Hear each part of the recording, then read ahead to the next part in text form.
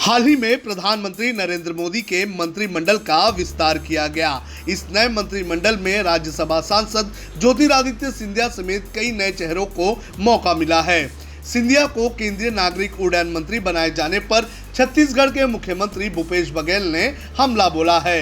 CM Baghel ने कहा कि एयर इंडिया का लोगो महाराजा है और मोदी सरकार ने इसे बेचने की जिम्मेदारी सिंधिया को सौंपी है।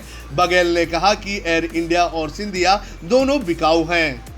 पिछले सरकारों ने जो काम किए थे, जो सार्वजनिक उपक्रम बनाए थे, सबको निजी हाथों में बेच रहे हैं। चाहे वो एनजीसी हो, चाहे वो एयरपोर्ट हो, चाहे स्टील प्लांट हो, चाहे पावर प्लांट, सब प्लांटों में बेच रहे हैं।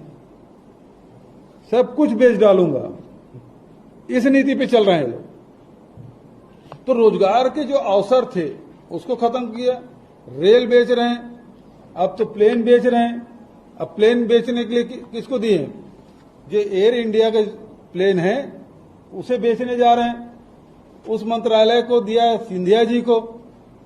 अब स्थिति क्या है? एयर इंडिया का लोगो क्या है? महाराजा। तो वो कह रहे हैं कि महाराजा आइए, हम दोनों बिकाऊ हैं, एयरपोर्ट भी और सिंधिया जी भी। तो एक बिकाऊ है, दूसरे संस्था को बेचने की जिम्मेदारी दी गई है। तो सब कुछ बेच डालेंगे तो लोगों के पास रोजगार क्या रहेगा? वहीं महंगाई को लेकर पूछे गए सवाल के जवाब में बघेल ने कहा कि महंगाई केंद्र सरकार की गलत नीतियों के कारण बढ़ रही है। पहले नोटबंदी किया, फिर जीएसटी लाया गया और गलत तरीके से लॉकडाउन लगाया गया।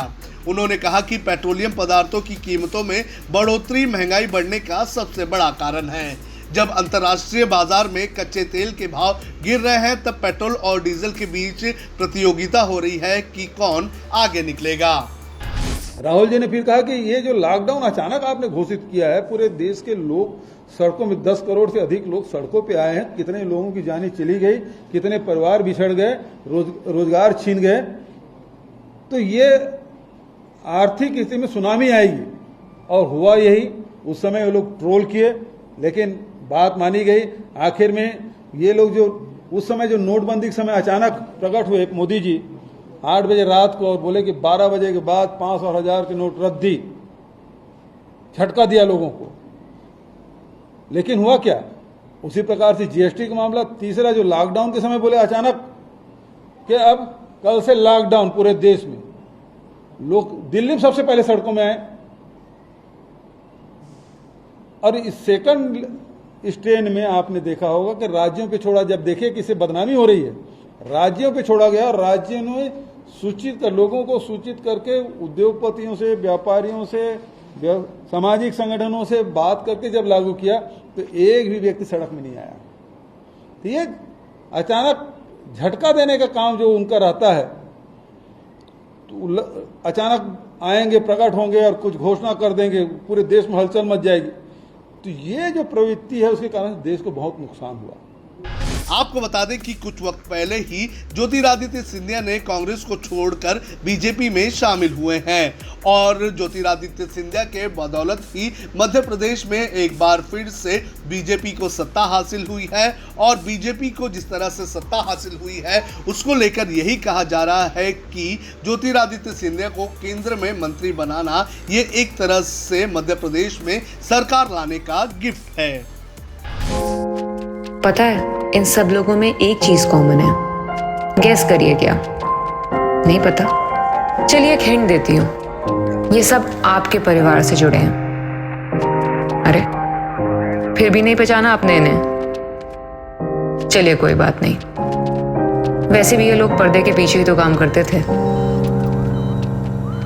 इन सब की डेथ हो गई है कोविड से, ताकि आप और आपका परिवार सेफ रह सके।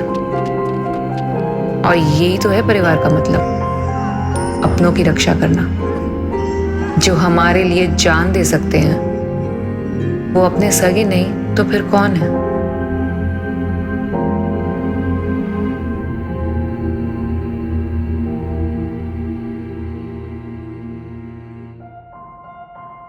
मुंबई पुलिस।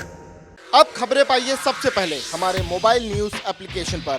एंड्रॉइड या iOS प्लेटफॉर्म पर जाइए, HW न्यूज नेटवर्क को सर्च कीजिए, डाउनलोड कीजिए और अपनी सुविधानुसार भाषा का चयन कीजिए। खबरों की भीड़ में अपने काम की खबर पाते रहिए। अगर आपको हमारा ये वीडियो पसंद आया है तो आप इसे शेयर करें, फेसबुक पर हमारे पेज को लाइक करें, ट्विटर पर हमें फॉलो करें, यूट्यूब पर ज़रूर सब्सक्राइब करें ताकि आपको हमारे हर खबर की अपडेट मिलती रहे।